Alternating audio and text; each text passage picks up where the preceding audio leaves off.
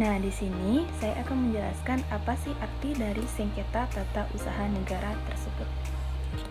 Sengketa tata usaha negara adalah sengketa yang timbul dalam bidang tata usaha negara antara orang atau badan hukum perdata dengan badan atau pejabat tata usaha negara baik di pusat maupun di daerah. Sengketa ini terjadi sebagai akibat dikeluarkannya keputusan tata usaha negara, termasuk sengketa kepegawaian berdasarkan peraturan perundang-undangan yang berlaku. Sengketa ini diselesaikan di Pengadilan Tata Usaha Negara dengan mengajukan gugatan tertulis yang berisikan tentang tuntutan agar keputusan tata usaha negara tersebut dinyatakan batal atau tidak sah. Penyelesaian sengketa di Pengadilan Tata Usaha Negara terdapat dalam Undang-Undang Nomor 5 Tahun 1986 tentang Pengadilan Tata Usaha Negara. Nah, undang-undang ini telah diubah sebanyak 2 kali. Perubahan pertama yaitu Undang-Undang Nomor 9 Tahun 2004 dan perubahan kedua yaitu Undang-Undang Nomor 51 Tahun 2009. Proses penyelesaian perkara tata usaha negara di Pengadilan Tata Usaha Negara. Proses yang pertama adalah upaya administratif. Upaya administratif adalah suatu prosedur yang dapat ditempuh oleh seseorang atau badan hukum perdata apabila tidak puas terhadap hasil keputusan tata usaha negara. Prosedur tersebut dapat dilaksanakan di lingkungan pemerintah sendiri dan terdiri atas 2 bentuk.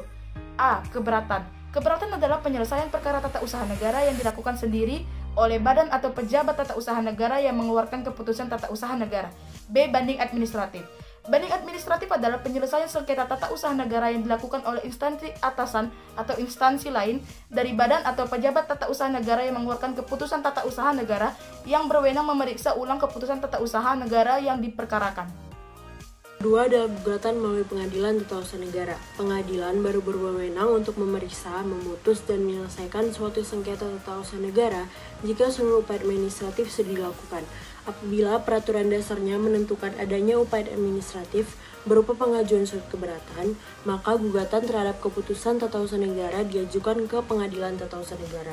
Sedangkan apabila peraturan dasarnya menentukan adanya upaya administratif berupa pengajuan surat keberatan dan atau mewajibkan pengajuan surat banding administratif, maka gugatan terhadap suatu keputusan tata usaha negara yang telah diputus dalam tingkat banding administratif diajukan langsung ke Pengadilan Tata Usaha Negara dalam tingkat pertama yang berwenang.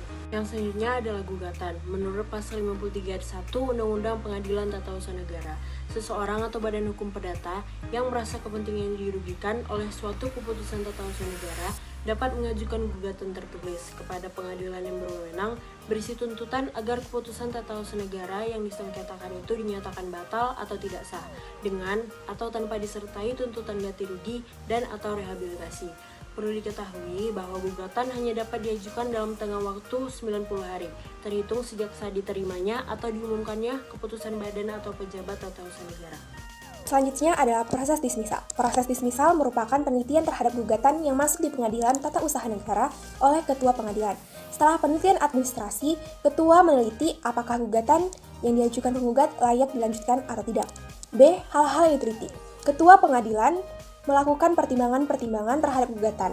Apakah gugatan tersebut dinyatakan tidak diterima atau tidak berdasar dalam hal A.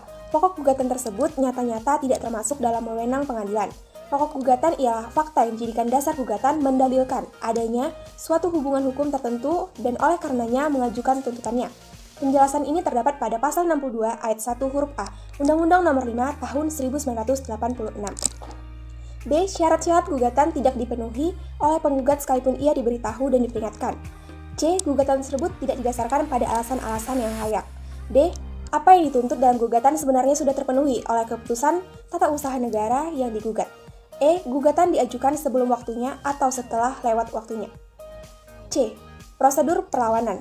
Pemeriksaan terhadap perlawanan atas penetapan dismisal terdapat pada pasal 62 ayat 3 sampai dengan pasal 6 Undang-Undang Nomor 5 Tahun 1986. Yang pertama, terhadap penetapan dapat mengajukan perlawanan dalam tenggang waktu 14 hari setelah diucapkan. Pengucapan putusannya harus diucapkan dalam sidang yang terbuka untuk umum. Proses perlawanan dilakukan secara singkat serta setidak-tidaknya penggugat maupun tergugat didengar dalam persidangan. Yang kedua, dalam hal perlawanan tersebut dibenarkan oleh pengadilan, maka penetapan gugur demi hukum, pokok gugatan akan diperiksa, diputus, dan diselesaikan menurut acara biasa. 3. Terhadap putusan mengenai perlawanan itu tidak dapat digunakan upaya hukum, baik upaya hukum biasa maupun upaya hukum luar biasa. Apabila pihak lawan mengajukan banding atau upaya hukum lainnya, panitera berkewajiban mengeluarkan akte penolakan banding atau upaya hukum lain. Pemeriksaan persiapan. Sebelum pemeriksaan pokok sengketa dimulai, hakim wajib mengadakan pemeriksaan persiapan untuk melengkapi gugatan yang kurang jelas. Tujuan dari pemeriksaan persiapan adalah untuk mematangkan perkara. Acara pemeriksaan persiapan yang sebagaimana ditulis dalam Pasal 63 Undang-Undang Nomor 5 Tahun 1986 merupakan sebuah acara khusus di mana majelis hakim diberikan wewenang untuk memanggil kedua belah pihak yang berperkara untuk datang di dalam acara pemeriksaan persiapan.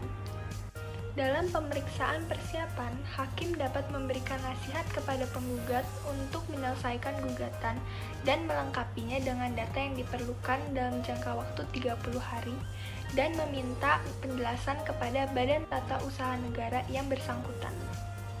Apabila dalam 30 hari penggugat belum menyempurnakan gugatan, maka hakim dapat menyatakan dengan putusan bahwa gugatan tersebut tidak dapat diterima. Terhadap putusan ini tidak dapat digunakan upaya hukum, tetapi dapat diajukan gugatan baru. Setelah dilaksanakan pemeriksaan persiapan, akan dilaksanakan pemeriksaan perkara untuk mendapatkan putusan.